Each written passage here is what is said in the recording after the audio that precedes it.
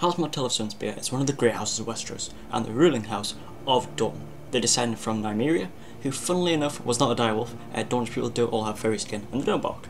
Contrary to popular belief, Nymeria was actually someone who came from Essos, and kind of invaded Dorne.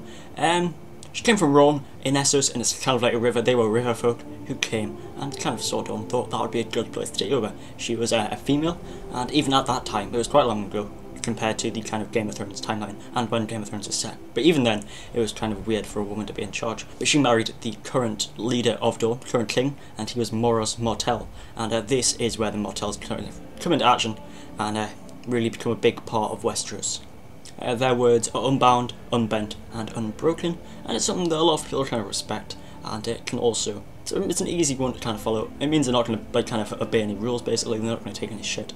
And it's quite a rather good model. Nymeria brought across 10,000 ships to Dorne, and Dorne is kind of like a port. It's known for its wine and its kind of prostitution and stuff. So it's not known for, it's not known for warriors at all, really. So that 10,000 ships coming in meant they were defenceless. They didn't think anyone would come with them because they're not a big threat. But she must have come over from Essos and saw that and thought, this is the first kind of civilization I'm going to see. Might as well take it over. But she didn't kill everybody. She struck a deal with House Martell, and that's when she wed the king, and they kind of integrated as two different houses, much like the Lannisters and the Baratheons did. And with the help of the Martells, she managed to conquer the rest of Dorne, and really be a formidable force, even more so than she was before. For those of you who don't know, Dorne is down south in Westeros. It's like this large peninsula. It's known for trading and stuff like that, and its capital is Sunspear, and that's where the Martells kind of live. The Martells are the leaders and the kind of people who reign over Sunspear. So think along the lines of Balon Greyjoy. He's in charge of the Iron Islands. The Martells are in charge of the southernmost area of Westeros.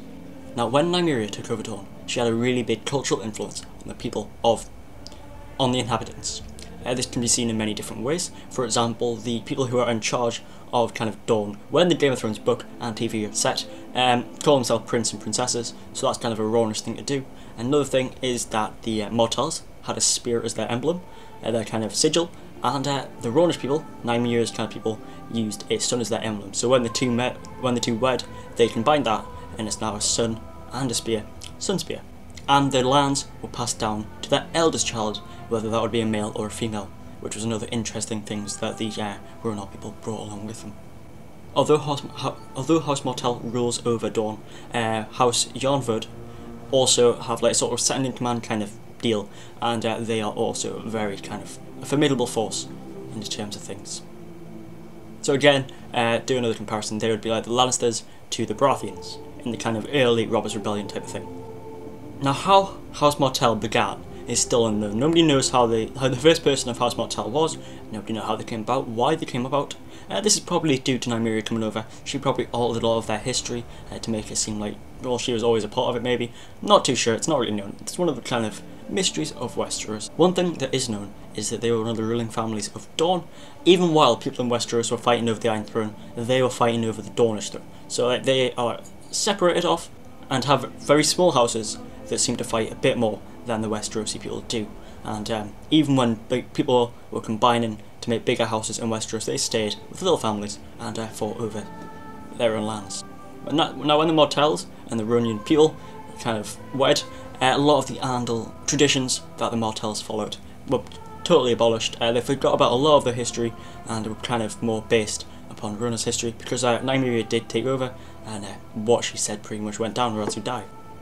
When Aegon the Conqueror waged war, he actually went over to Dorne and tried to capture it and make it part of the Seven Kingdoms, part of his kind of reign, part of his rule, and he failed, because they fought with guerrilla combat, and the dragons were pretty much useless, and he just decided to leave the Martells and Dorne as it was, as a kind of sovereign prince type deal, and he let them be separate from much of Westeros. And House Martell of Dorne kept separate from the Targaryens and from Westeros in general for almost 2 centuries. Now skip forward a few years, and Tywin and his wife have just gave birth to Tyrion. And as you probably know, Tywin's wife dies in the process of giving birth to Tyrion, and that's what leads to a lot of hate towards Tyrion from Tywin. He believes that Tyrion kind of killed his wife when he was brought into the world. He can't bring anything good because he's a dwarf, he can't bring any honour and anything to the table. As you know, he cares about his family a great deal, to the point that he'll do anything to kind of bring honour to the family and give them more power. But at this time, Prince Doran of Dorne is the king is the leader of Dorne, and he has a sister called Emilia and a brother called Oberyn. Now Oberyn is a feisty character. He has tons of bastards that he calls sand snakes, and it could be compared to Jaime in a lot of ways. Jaime joined the King Guard, so he can't really have any sons, never mind bastards. But in the way they act, in the mannerisms and stuff like that, you could say that Oberyn is a lot like Jaime in that respect. Only thing is that Oberyn has a deep hatred for the Lannisters, and you can tell this because he tells Tyrion at some point that both their mothers were friends at a young age. Although their mothers were friends at a very early age, so they must have done something or made some decisions that made Oberyn second guess the kind of loyalty and the friendships that his mother once had towards him. When Oberyn and his sister Emilia were 15 and 16, they travelled from Dorne to Castle Rock, looking for potential suitors, a husband and a wife, someone to kind of make the Martells a bit more strong and just give them a family in general. They were gonna finally go to Castle Rock because, as I just said, both their mothers were friends, and Joanna and Oberyn's mother had promised to wed both their children for obvious reasons. Probably a marriage of alliance, marriage of power, but probably a marriage of friendship. You'd want your son or daughter to marry someone you knew, so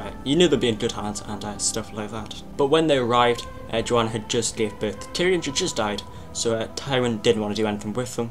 Personally, I don't think this was Tywin's fault. His wife had just died, and he'd just been given a dwarf, and I know it's a bit harsh, but if you were in Tywin's position, you would try to make your family stronger, you would try to rise in power, and you were given a dwarf and your wife had just died, you would be pretty depressed as well.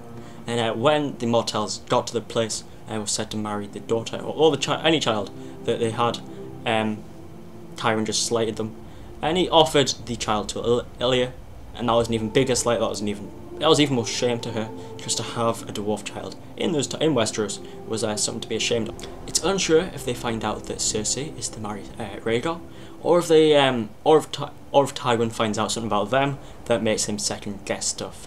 But what happens is the Martells, Emilia specifically, marries Rhaegar and continues that line. And that's kind of revenge against Tyrion, who offered a baby and slighted them and shamed them so much because he was supposed to marry his daughter to Rhaegar, and Rhaegar married the Martells instead. So that's probably one of the main reasons they hate each other so much. Now after Emilia married Rhaegar,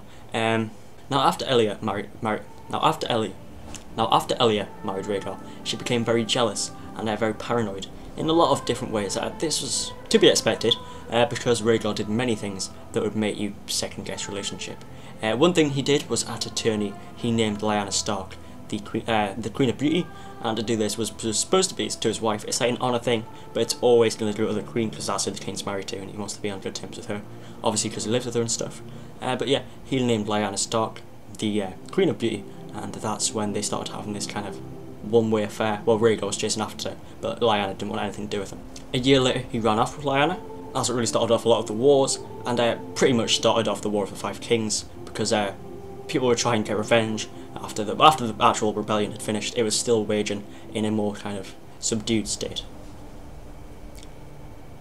Now, when Robert's Rebellion actually happened, Emilia and her two children were murdered by the Lannisters, and as you probably know, they were wrapped in a kind of red flag to hide the blood, but also to show the Lannister colours, so that the Lannisters would be on better terms with the Baratheons, and that was like more revenge. So that was the Martells got revenge on the Lannisters for not letting them marry them, and then the Lannisters revenge on the Martells for marrying Rhaegar. It's a bit complicated, but it's like revenge upon revenge. Three-way revenge.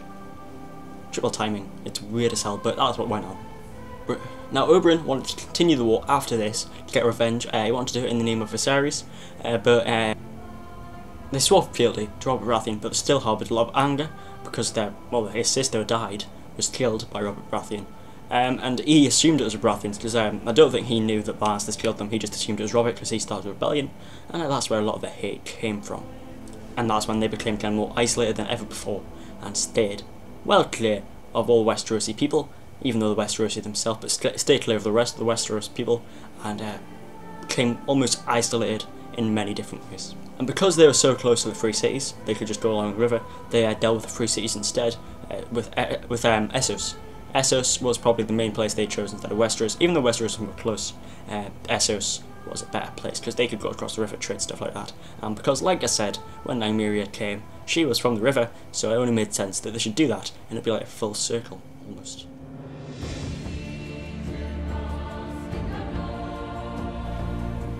By the old gods in the new. Bloody patient, aren't you? You made it to the end of the video, congratulations. Thanks for watching, hopefully you enjoyed Later on Martell. If you have any requests that you want to see, then just feel free to put it in the comments. I'll try and get as many done as I can. So whether you're filthy lies with the lions, the stag, or even the direwolf, something there for everyone. I've been Cipyaar, this has been Later. Hopefully you enjoyed this episode, and I'll see you next time. We will bless you.